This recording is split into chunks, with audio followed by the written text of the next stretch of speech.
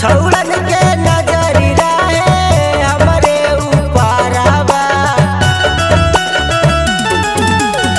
साखी रे पारे जावा जइए कोचिंगवा।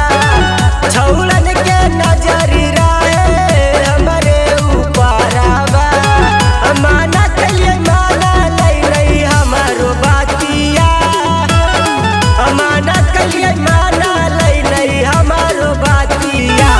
साखी रे खींचल गयोड़निया बर छौड़ा कोड़िया, साखी रे खींचल गयोड़निया बर छौड़ा कोड़िया।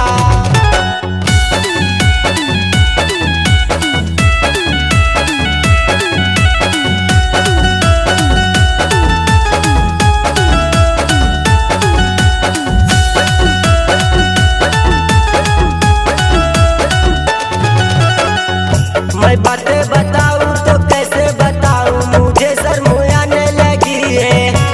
दिल दिमाग में वही सब याद हमारे अब आने लगी है। मैं बातें बताऊं तो कैसे बताऊं, मुझे शर्म आने लगी है। दिल दिमाग में वही सब याद हमारे अब आने लगी है। कारो है मना मकुचा दिए लोला,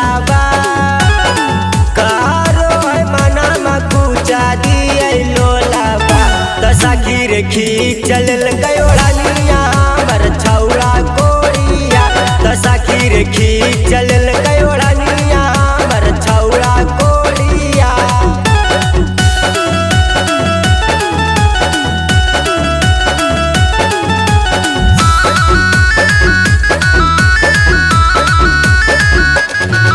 अरे ऐसा न कोचिंग में हम न पढ़ावई रहवई भले गवारे,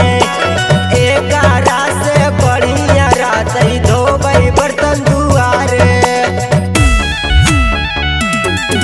अरे ऐसा न कोचिंग में हम न पढ़ावई रहवई भले गवारे, एक रात से बढ़िया रात धोबई बर्तन दुआरे। मीठी मीठी बोल के फांसावई विकेशवा, मीठी मीठी बोल के फांसावई नगेंद्रा। साखी रे खींचल गयोड़निया